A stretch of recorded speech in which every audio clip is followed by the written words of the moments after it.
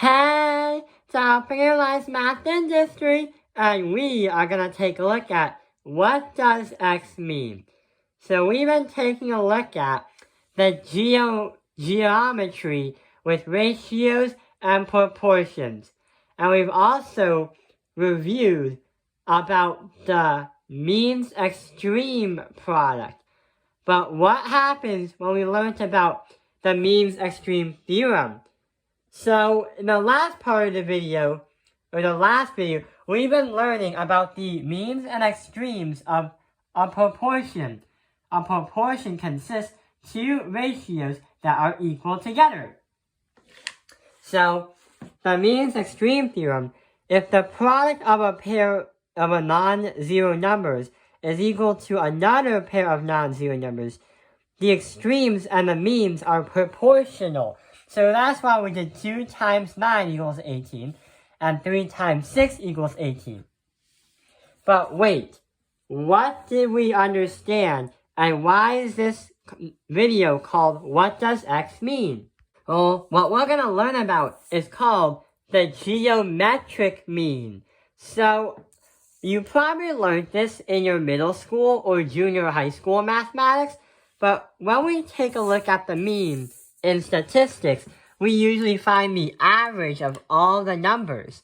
So let's say we have numbers 100, 80, and 20 as grades. We have to add them all up, and that will give us 200. If we divide by how many numbers there are, 200 divided by 3, that's going to equal 66.67. And the thing is, this is the kind of mean, or this means that you use it in statistics. But what is a geometric mean? In geometry, it means that when you use proportions, you can find to understand what number goes into both means to make the proportional true. What this is saying is, sometimes you'll see these kind of problems.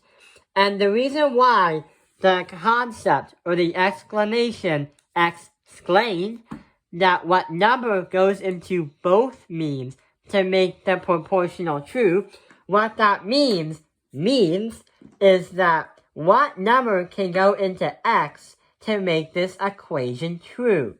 So let's think for a moment. Remember what we said about when we did and say that the extremes or the means are proportional? Well, we're going to understand that and learn from that here too. So the 3 and the 7, the 3 and the 27, the first and the fourth number, 1, 2, 3, 4, that is going to be 81. 3 times 27 is going to equal 81. And x times x is x squared. But there is a little problem. We're not done with this equation yet. So what do? We have to square root the x squared and square root the 81. Because we want x only. Solve for x. Find x. And what does x even mean? Get it? What does it mean? So, x is gonna equal 9, because 9 times 9 equals 81. However, that is not the only answer. We can get x equals 9, but we have positive and negative 9, because a positive times a positive is a positive. And a negative times a negative is a positive as well. So it's gonna be 9 times 9 equals 81, or negative 9 times negative 9 equals 81. So this is our answer. So if we put positive 9 or negative 9 into x into this proportion, it would make it true. And the geometric mean is different because you can find what number goes into x to make the proportional true. This is a little bit different because you're talking about proportions when it comes to geometric means.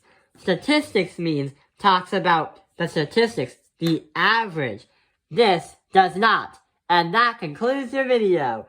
I hope this video has helped you understand what does X mean? Thank you for watching Top Opinion Life's Math Industry.